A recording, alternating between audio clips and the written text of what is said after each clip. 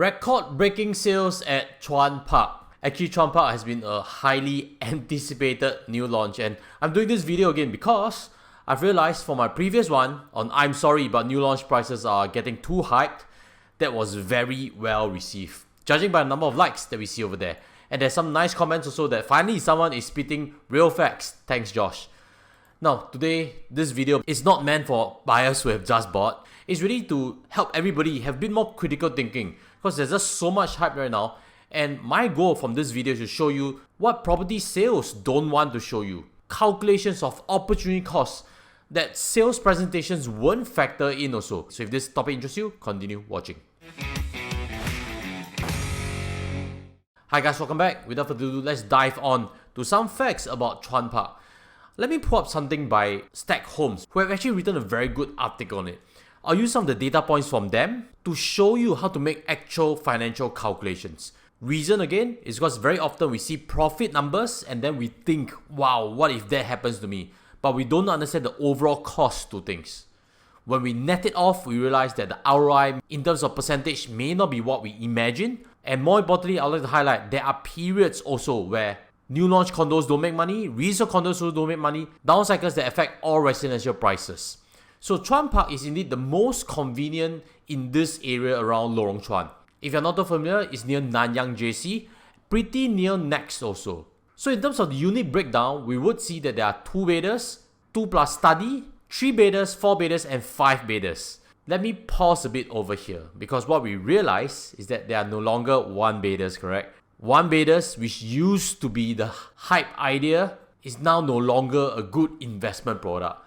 Good investment products are home sizes in today's era. And to this point, what is working today may not work 10 years later. Shoebox units used to work 10 years ago, but with ABSD on foreigners, shoebox units don't work today. Again, we never know the future. But back to here, you would realize that 3 bedrooms right now are the most popular with 47% of proportion. Condos launched 10 years ago would see majority being 1 and 2 bedder. So for me personally, this is a new change. My guess is this is based on market demand. Chuan Park's success for investors hinges on the assumption that this mass market condo will be attractive to families.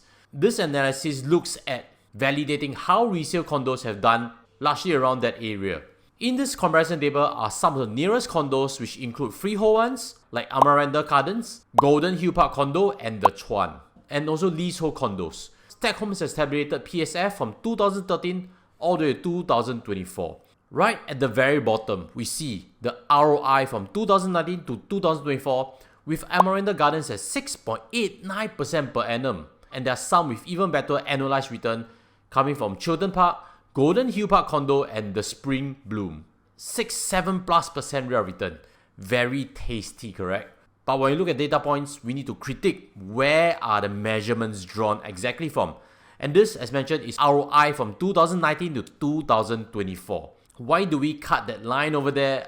I'm not too sure. But what I want to show you in terms of understanding data, don't jump on 6-7% rate of return growth. Not true. If you cut the top half, 2013 to 2019, the picture looks very different. Amaranda Gardens from 2013 to 2017, loss-making in PSF. Cardiff Residences, 2014 to 2019, loss-making. So on and so forth. Freehold or leasehold all saw 4-5 years of negative PSF or stagnation. The key reason, 2013 was a market peak. It reinforces property markets have down cycles. It doesn't go up in a straight line. No asset goes up in a straight line. So if we were to cut it accurately, it'll be a down cycle and an up cycle. The up cycle looks very beautiful. It is true. Stay tuned right there, I have something extra to add on to this. So imagine this, you're going to buy Chuan Park and you buy a 2,450. You don't buy the 2 bedroom, you buy the 3 bedroom or bigger. And for 915 square feet, the figure that you'll be paying is $2.24 million. This figure again is 20% a premium over some of the freeholds that we saw over there, including Amaranda Gardens as well as Golden Hill Park Condo. I know there are harmonization changes and stuff. Never mind. What I'll be showing you next is the calculations to understand how much is progressive payment as well as how much is opportunity cost. 2.24 million, let's look at firstly if you do a loan to valuation of 75%. This calculator factors a tenure of 25 years and an interest rate of 3%.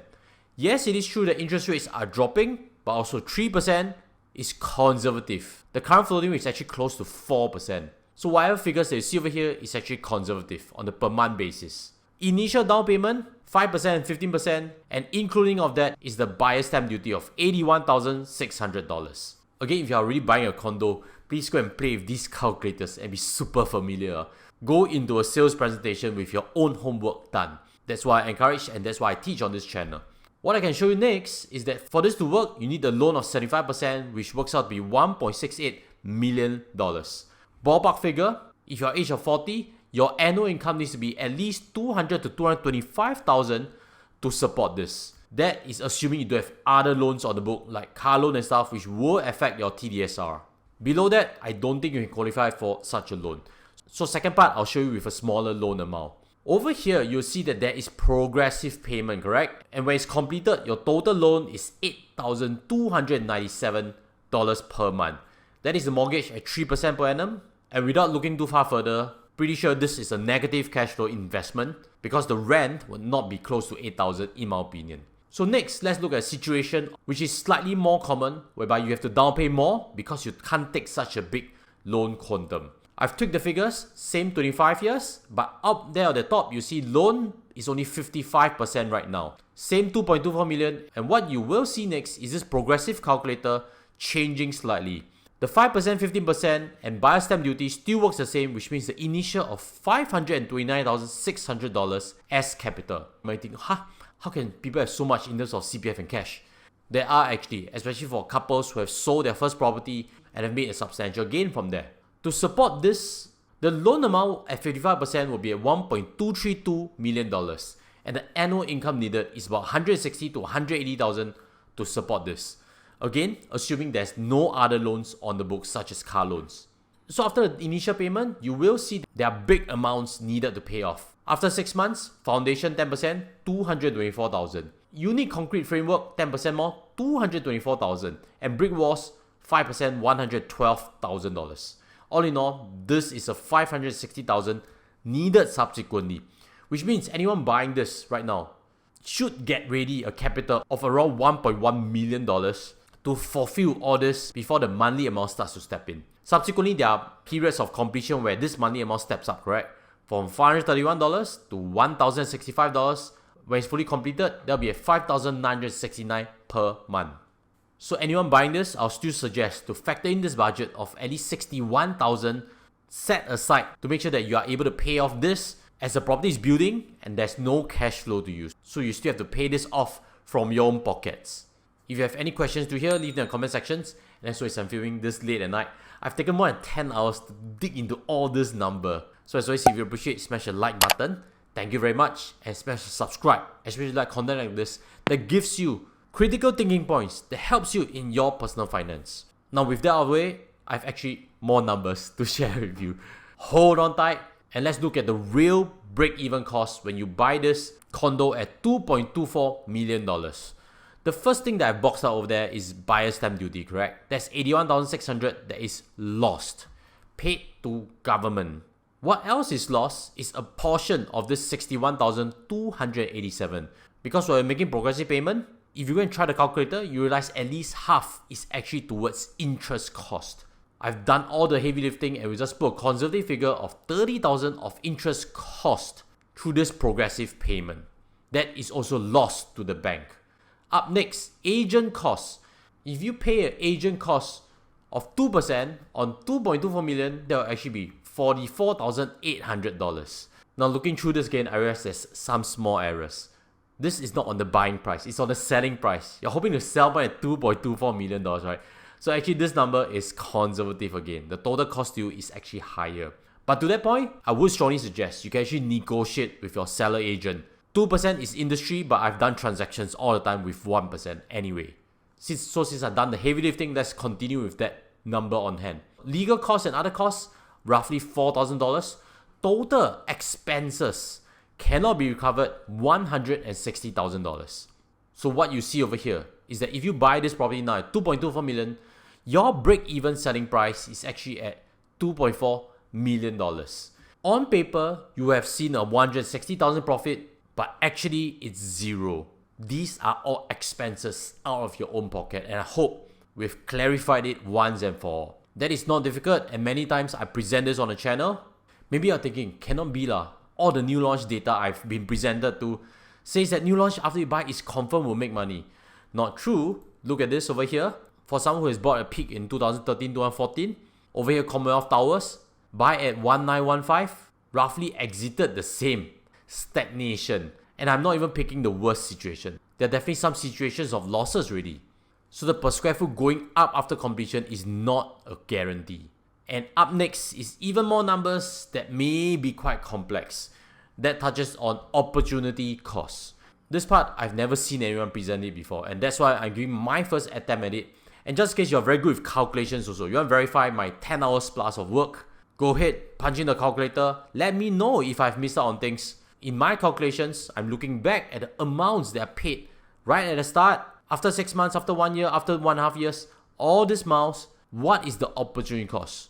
The reality is when you park the money in a new launch development, that is opportunity cost to you. Because that money, if it's sitting in CPF, you would be getting 2.5% already. That money, if you park into Singapore savings bonds, you even get more than that.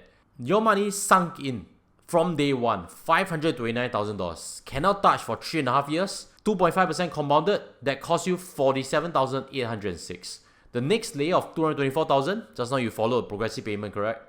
Park for 3 years, $17,223. The next one, 6 months later, opportunity cost $14,263. And then that $112,000 that is parked there with 2 years loss of interest, $5,670. All in all, the total opportunity cost, if you didn't deploy it into a new launch, just kept it in CPF for any instrument with 2.5%, you would have missed out on $84,963. It's the same concept as buying a gold bar. When you buy a gold bar, you put it at home, it doesn't give you dividend income. It doesn't produce any income. It's just sitting there as an asset. When you sell it, if there's a paper gain, that's great. Hopefully it beats your opportunity cost. Same with this. When you buy a new launch, at the start, there is no rental yield. You're not buying resale. Suddenly, the resale has possible cash flow. So to that point, maybe another story in terms of comparison. But when you buy a new launch, you're just paying developer. The money is kept there. You pay. Until the day when TOP, then it's finally a ready product. And that's why typically people want to sell. In current context, that's usually after the seller stamp duty already. But back to the point of 2.5% opportunity cost. Just now I mentioned total of $84,963. The question now becomes, is your true break even not 2.4 million, but $2.49 million with this 2.5% opportunity cost? It probably is correct because again, many people are using CPF OA money to park over there. The CPF monies will have gained interest. If you have big amounts in, you would see your year-end CPF being tens of thousands of dollars.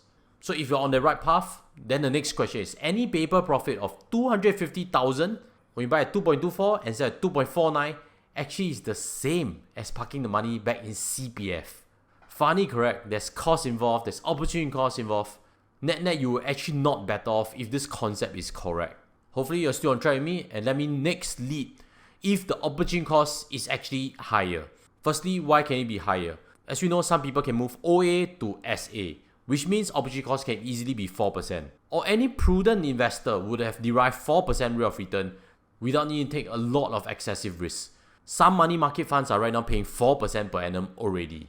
So if 4% is used as an investment rate of return, let me show you next the amount of opportunity cost for each bracket of deposit that you've placed in. The first amount, 529K, opportunity cost will be $77,926. The 224K, $27,969. Subsequent one, 23,000 plus, and the 112,000 opportunity cost of 9,000 plus.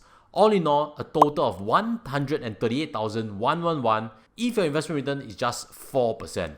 The true break even with a 4% opportunity cost, buying this condo now at 2.24 million will actually be at $2.54 million. Any paper profit of $300,000 is actually the same as parking your monies with a 4% ROI. Quite crazy, correct? Maybe your mind is blown now already. So if you're thinking, no lah, cannot be 300,000 only, such a quantum will definitely make $400,000. The selling price in this situation will be at $2.7 million, and the per square foot exit will be at $2,950. A 500 per square foot gain. And if you were to plot it against some of his neighboring condos, 2,950 does sound a bit optimistic. sure can exit at this, then the possibility of S&P 500 reaching 8,000 points is actually just as likely, correct? If we were to compare against periods, just 10 years ago, 2950 will be a double of that amount. If we extrapolate doubles forever, wow, the per square foot will go to the moon already. Hopefully I poked some points at some of the presentations you may have seen. Take note again, the data that were presented to you could have been new launches from 2020-2021 period all the way to 2024. This has been a golden 3-4 years. Would this reflect the next 3-4 years? We are never too sure. And just now I mentioned, I've realized something unique when I look through at this data of down cycles and up cycles. I'll leave a special purchase link below because there's something deeper I realized. There's an interesting point that I'd like to put as an extension to this tutorial. At least it validates my time presenting this. Just a token amount which I think the value will be way higher than that. And with that, I'll sign up from here and see my previous tutorials I have on property purchases. Hopefully it helps you make wise decisions.